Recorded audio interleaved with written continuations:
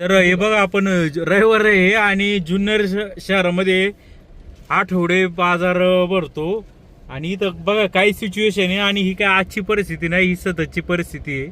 इतकं traffic jam होतं. हे जे विक्रेते आहेत आपला भाजीपाला किंवा फळं वगैरे विकण्यासाठी थेट रस्त्यावर कसे अतिक्रमण करतात हे तुम्हाला आता पाहायला मिळेल.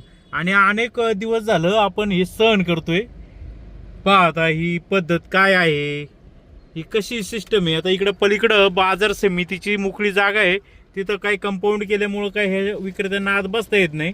परंतु आता इकडे व्यवस्थित करून दिलं तरी देखील आपली काही फळं भाजीपाला लवकर लोकांनी विकत घ्यावा या नादामध्ये अख्खा रस्ता जाम करून टाकलेला आहे. यांची दुकानं आज तरी मला वाटतं जरा थोडीशी बाजूला आहेत, अगदी मध्यावर, म्हणजे 4 व्हीलर गाडी एक गाडी सुद्धा निघू शकत नाही अशा पद्धतीचं हे ट्रॅफिक जाम होतं. इतकी लोकांच्या हे सगळी दुकानं रस्त्यावर येत आहेत.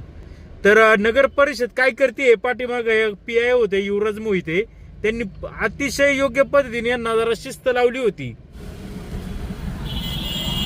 आता पोलीस तरी पोलिसांचं देखील ऐकत नाही. वाहतूक पोलीस आपण बघतोय.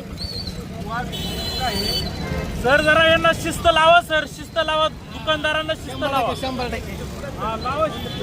आता 100% म्हणतायत, पण आता काय आता करणार. आता बघा मी इकडं आलोय, इतकी यांची सगळी भाजीपाल्याची दुकानं या रस्त्यामध्ये आलेत आणि पोलीस देखील हातभर झालेले आहेत यांच्या हे पद्धतीमुळं. पहा, तर जुन्नर नगर परिषद आणि पोलिसांनी संयुक्त कारवाई करण्याची गरज आहे.